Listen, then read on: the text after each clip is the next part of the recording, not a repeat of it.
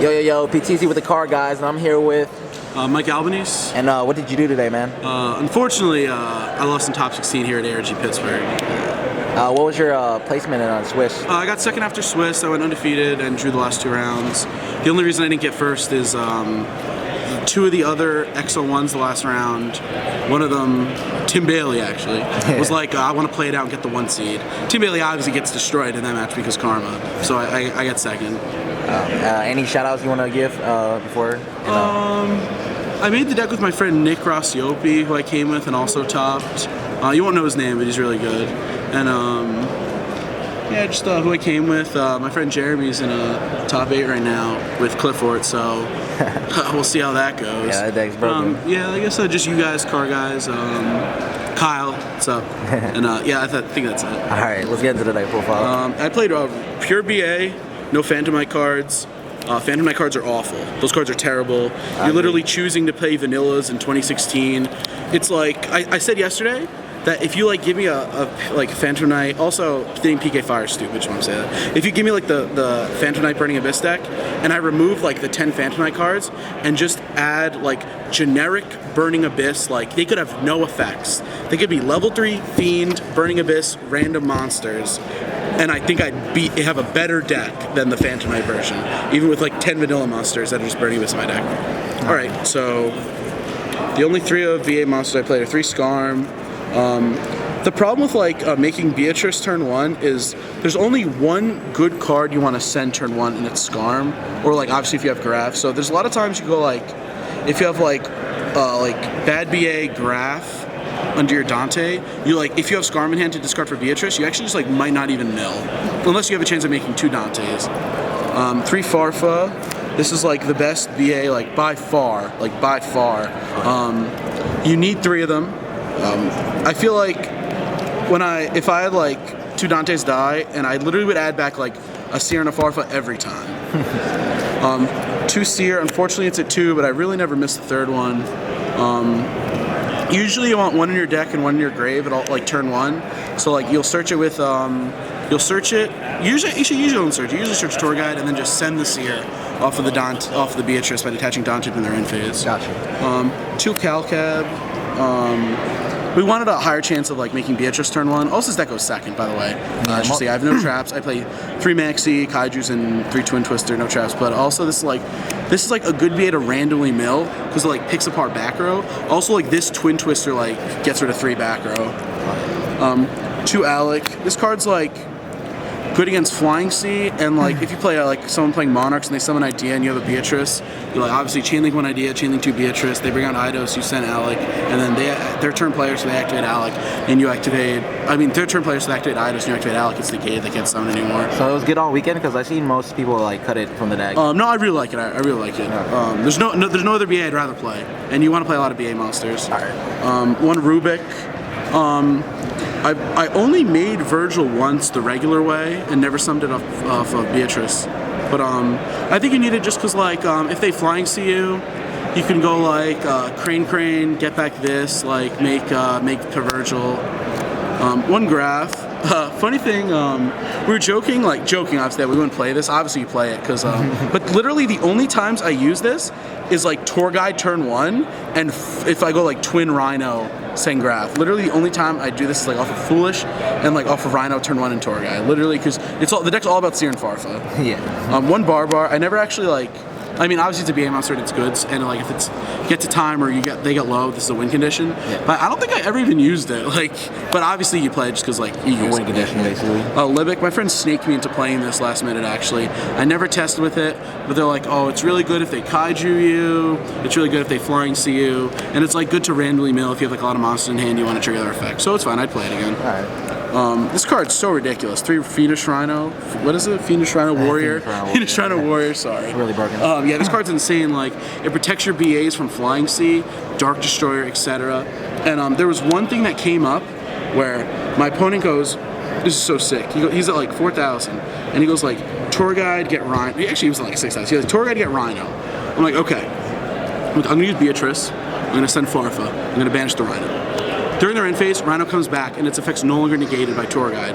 And then on my turn, I summon 3 Dantes and a Beatrice, and I just keep ramming into his Tour Guide. And because of Rhino, it can't be destroyed. So I gamed him like just into Tour Guide. It was so sick. Wow. 2 Crane. I wish I played 3. This card's like actually ridiculous. Like obviously it's bad in multiples, but like there's game states where you have to keep adding back Farfoot and stuff, and you can't always add back Seer, which obviously you never want to run out of Seers. But this is literally another Seer. Like obviously this deck, the primary problem with this card is you have a lot of normal summons. Like this is a normal summon if you draw it. Graph is a normal summon if you draw it, but Twin Twister also mitigates these being normal summons. If you twin them, like if you have twin, like this is no longer a normal summon. I was playing 3. I wish I played 3, and I cut the 3rd one for another bomb card that I'll show you in a minute. Tour Guide. I mean, obviously it's like insane. Like if you like draw turn 1, it's ridiculous. Yeah, the card's just really good. Yeah, I opened it. I opened it the first 3 games of the tournament. Actually, that was cool. 3 Maxi.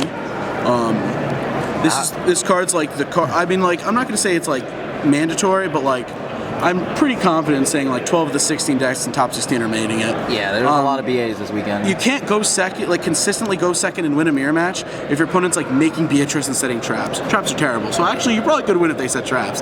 But no, if you have Maxi for a reveal of a BA, the only thing Maxi isn't that good against is Terratop, because like because there's like the 2 scenarios where they special Terratop, they attack on board, you Maxi them, they just go normal summon, make Dante, make Beatrice, 2 draws, or you like Maxi them and they stop. In which case, you usually just kill them.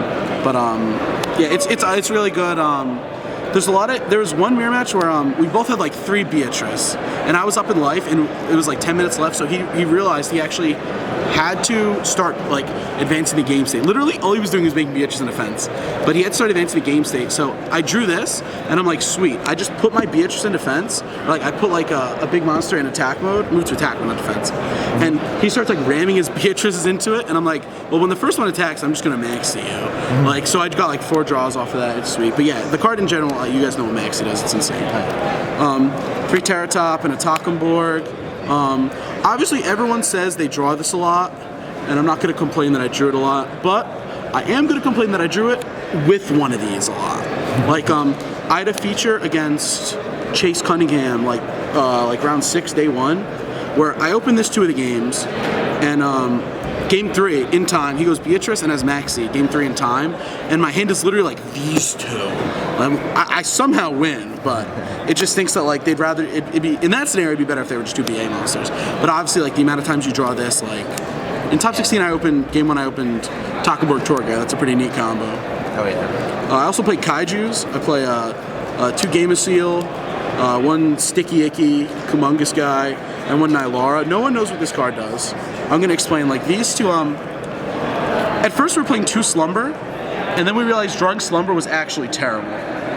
It's only good if you send out Beatrice, and this is really good if you draw in your opening hand in the mirror match, because this deck always goes second. So if they go Beatrice, you're just like, all right, here you go, over your Beatrice. Like obviously they still get the Dante and like whatever's under its effect, but like they usually use like 2 cards to make Beatrice, assuming that, I mean they could use 3, but then they usually get Scarm's effect. But so we wanted enough different ones, so if you had to Kaiju Slumber, you could give them this and take this one, and then you ram and you just like have a monster. Okay. But all right, so now everyone knows those, but I want to talk about this one. Me and my friends just have to play this one because, unfortunately, these awful sleeves. Unfortunately, there's no 2,500 Kaiju, so you can't like Kaiju them for 25, summon and like ram your Beatrice into it. But what this card does is, if you have like a Beatrice that's used up, like your Beatrice like already detached Dante, it already attaches Burning Abyss monster, you like banish Slumber, you search this. So you give them the 27 guy and you swap your Beatrice to attack mode, you crack, it dies, then you get Pilgrim, and Pilgrim attacks over, and this card just game in the mirror match. It's a +1 every turn if you discard a live BA, and like it's just untargetable 2,800, like. But yeah, that's why we played the 2,700, because you can crash Beatrice and bring this out. Yep. And like that actually came up, like it came up, it was really good. All right, spells. It's 33 monsters. 7 spells. 7 spells. 3 Twin Twister. We assumed everyone would be playing Trapless because Trapless is strictly better, but I didn't play against 1 Trapless deck. Day one, I played against like a Cosmo and like all PK Fire, all Phantom Knight Abyss, and obviously they have Fog Blade, and because they're playing Fog Blade, they might as well play other traps. So this card was like insane. Like even discarding a BA like to hit one back row is fine. But yeah, this card's actually just strictly mandatory, like I think, because it's like an engine card, because it makes your Rhino and Graph non-normal summons, and also they go like Beatrice to back row, and you just go like this discard Farfa, this discard Rhino, send Farfa, it lets you play for the turn. Also, obviously, it's good against Monarch, good against Cosmo, like all the decks that play a lot of back row. Okay. One interrupted Kaiju Slumber. It was two, like I said before, but we realized like if you're searching a Kaiju, like you could probably just like clear their board and kill them. Like before playing the Kaijus, double Dark Destroyer was a pain because like you have to make double F-Zero, which is really hard without like Traveler. So or without like anything like actually. So we added the Kaijus. So banish this, search a Kaiju, put it over one Dark Destroyer, F-Zero the other one. You know, leave that to the last card. Soul Charge. I don't know why people just aren't playing this. Like, pretty sure me and my friend who were playing like the same deck were the only two people who top with this. I don't know how. This card summons as many monsters as you want. Like, if you're playing against Monarch, you could bring back Dante's and stuff. Like, and if you're playing, you just like make a big board. Like, this card's crazy. Like, I think you open it. Yeah. Oh yeah. My friend said like he's just like I went Torgan into Rhino, milled, and then made a giant field. I'm like, yeah, that's what Soul Charge does. It's still at 1, but I still would definitely play it. Oh yeah. Foolish Burial. It's every card in your deck. Banishes a monster, summon a monster, bounce a back row, and you get an effect. You know. Last card I played was one beginning to the end. How'd you like that? Okay, like two of my favorite cards in Yu-Gi-Oh! Are like, and this my favorite spells, and this is one of my favorite spells. So I would just play. Obviously, I wouldn't play it just because it's like my favorite. But like when we were playing 3 Crane Crane, this is what we ended up cutting one of the Crane Cranes for. Because like Crane Crane's a bomb card. It requires setup. It's not good turn 1, etc. It's a normal summon. So instead of playing 3 Crane, we were playing 3 Crane Crane, and then we determined we want bomb cards. Like we want 3 bomb cards that like need setup. Like I said, but drawing this at multiples is terrible. So we took out a Crane Crane and put this. So if you draw these two together, it's like fine. Obviously better than drawing 2 of these together. I drew this twice. The first time, it was when my opponent, like I maxed my opponent, he like ran a bunch of Beatrice into it, and then he actually rammed Pilgrims and ripped it from my hand. I was like, oh man, whatever, I can't use it. And then I drew it in top 16. All right, so I lost in top 16 to Domain Monarch. And I win game 1. Game 2, I rip this turn 2 with a bunch of darks, and like I'm like, all right, I'm with this. Draw 3, all blanks. But yeah, this card is. I wouldn't play more than one, obviously, because if it's in your opening hand, you can't really do it. But I'm playing like, let me count how many dark monsters I'm playing. Should be at around 20. Yeah, 1, 2, 3, 4, 5, 6, 7, 8, 9, 10. 17 maybe, unless I counted wrong. Maybe I didn't count Tour Guide. But yeah, there's enough dark monsters to justify playing one of them. It'd be really hard to resolve 2. Oh yeah. Alright, extra deck? Yeah, extra deck. Alright, so literally the only thing you make in this deck are these. Unless the situation's really weird. Because, and obviously Pilgrim if this dies. But this is your go-to, obviously. And it gets back cards, whatever. And because this actually just does everything else, like it sends Farfa, it sends Alec, it sends like Graph or Seer, whatever, you actually just don't need like as many other cards. So there's a lot of flex spots. So 3 Dante, 3 Beatrice. I play 2 F-Zero. I guess just because Cosmo, if they mojo the first one, but like you have Kaiju, so like you have a lot outs. But I made this once in a mirror match where my opponent was playing really slow, and like he wasn't playing slow. He was just one of those people, like he wasn't trying to like push. He was like making Dante's, making Beatrice's in defense, and I'm like, wow, I have to find a way to do damage. I'm like, Farfa 1 Beatrice, take the other, attack for damage, like. But this comes up sometimes in the mirror if your opponent has Pilgrim and they don't like have a BA to discard or a Farfa to discard. But yeah, mostly it's just for Cosmo though. All right. 2 Pilgrim. I brought it out twice, and they were both in the same game. Maybe actually, it was the same turn actually. But yeah, I literally won because I like bring out the first one, he crashes, then he like kills another Beatrice. I'm like, oh, I'll use its effect. Attention Yu-Gi-Oh players. Your parents are now being posted. I'm like, I think I'll be using the effect of Beatrice. I needed to check in. Is anyone picking on you today? You want me to talk to anyone for you? No one's picking on you? No. I gotta talk to Vince about my prizes though, even though I like get. If Vince is finally doing. All right, cool. All right. But yeah, so 2 of them. You really, The purpose of the second one is that it's unexpected.